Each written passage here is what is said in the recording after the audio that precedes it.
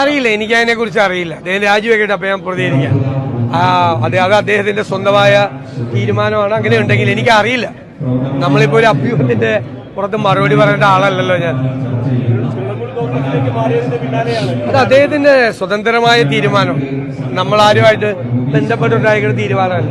അദ്ദേഹത്തിന് തീർച്ചയായിട്ടും സ്വന്തമായ ഒരു തീരുമാനം എടുക്കാനുള്ള മുഴുവൻ സ്വാതന്ത്ര്യം അദ്ദേഹം അത് എടുത്തു. അല്ലാതെ ഞാൻ അതിനെ കുറിച്ച് എന്താ പറയുന്നത്?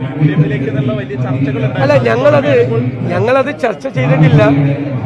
ഞാൻ പറഞ്ഞല്ലോ, ഇതിന്റെ വാതിൽ അടച്ചിട്ടില്ല, ഇപ്പൊ തുറന്നിട്ടില്ല. അത് ഉചിതമായ സമയത്ത് ചർച്ച ചെയ്ത് തീരുമാനമെടുക്കും. ഇത്രയേ ഉള്ളൂ. അല്ല, അതൊക്കെ വരട്ടെ, ഞാൻ പറഞ്ഞല്ലോ, ഇപ്പൊ ഒരു ചർച്ചയും നടക്കുന്നില്ല എന്ന് പറഞ്ഞാൽ ഞാൻ ചർച്ച ഒരിക്കലും നടക്കില്ല എന്നുള്ളതല്ല അതിന്റെ അർത്ഥം. അതാണ്, നിങ്ങളത് ശ്രദ്ധിച്ചില്ല. വാതിൽ അടച്ചിട്ടില്ല, പക്ഷെ വാതിൽ ഇപ്പൊ തുറന്നിട്ടില്ല എന്ന് പറഞ്ഞാൽ എല്ലാം.